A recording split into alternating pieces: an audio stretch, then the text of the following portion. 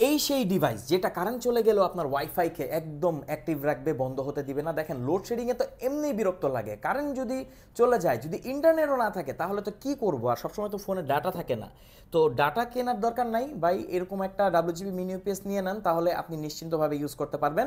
আর একটা ইম্পর্টেন্ট জিনিস, এটা বাজারে এত কপি আছে যে মানুষ কপি কিনে বলে ডাব্লিউজিবি মিনি ইউপিএস ভালো না, কিন্তু অরিজিনাল যেটা ইউজ করছে না, সে কোনো দিন এটার বদনাম করতেও পারবে না চাইলে, কারণ এত জোস একটা ডিভাইস।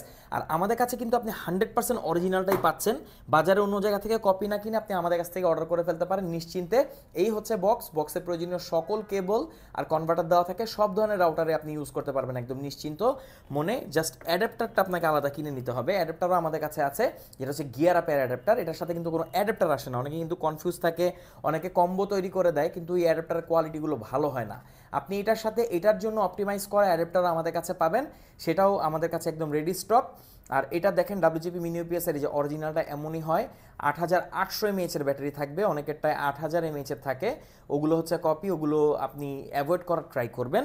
আর এটার সাথে যদি আপনি স্টেপ আপ কেবল নিতে চান, যে আপনার 5 ভোল্টের আপনি যে স্লট আছে, এটা ইউএসবি স্লট দিয়ে আপনি 9 ভোল্টের কোনো ডিভাইস বা অ্যাডাপ্টার রান করবেন, তাহলে কিন্তু আপনি এরকম স্টেপ আপ কেবল আমাদের কাছে পেয়ে যাবেন। এছাড়া আপনি কিন্তু ওয়াই কেবলও পেয়ে যাবেন, যদি একটা আউটপুট ভোল্টের মানে যে আউটপুট আছে সেই স্লট দিয়ে যদি দুইটা ডিভাইস আপনি ইউজ করতে চান, তাহলে এরকম ওয়াই কেবল আপনার লাগবে। এগুলো কিন্তু এই বক্সের সাথে আসে না, এগুলো আলাদা আপনাকে পারচেস করতে হবে অ্যাডাপ্টারের মতো।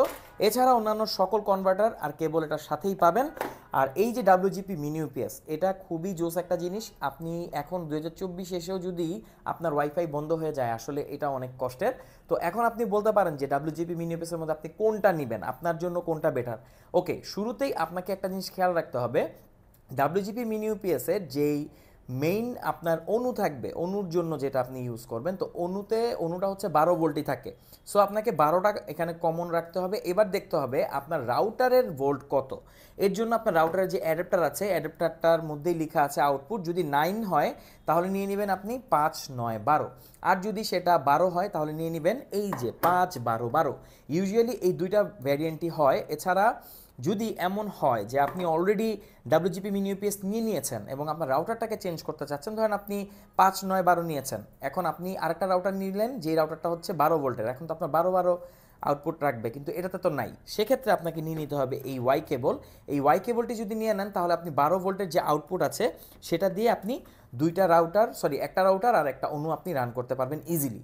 আর যদি আপনি চান যে না, আপনি 12 ভোল্ট আপনার কাছে অলরেডি আছে, কিন্তু আপনি নতুন রাউটারটা হচ্ছে 9 ভোল্টের, সেক্ষেত্রে আপনাকে এই যে এই স্টেপ আপ কেবল আছে এটা নিয়ে নিতে হবে। এটার যে ইউএসবি স্লট আছে, এই 5 ভোল্টে আপনি ইন করে এটা থেকে 9 ভোল্টের আউটপুট পাবেন। তো একটু কমপ্লিকেটেড হয়ে গেছে আসলে, যারা বুঝবেন তারা তো বুঝেই যাবেন। আর এটা হচ্ছে একটা কমপ্লিট ভিডিও ছিল শর্টে, আপনি এটা জেনে নিতে পারবেন। তো ডাব্লিউজিপি মিনি ইউপিএস আপনার বাসায় আছে কিনা অবশ্যই কমেন্ট করে জানাবেন, আর না থাকলে এইবার কিন্তু আপনি এটা নিয়ে নিতেই পারেন।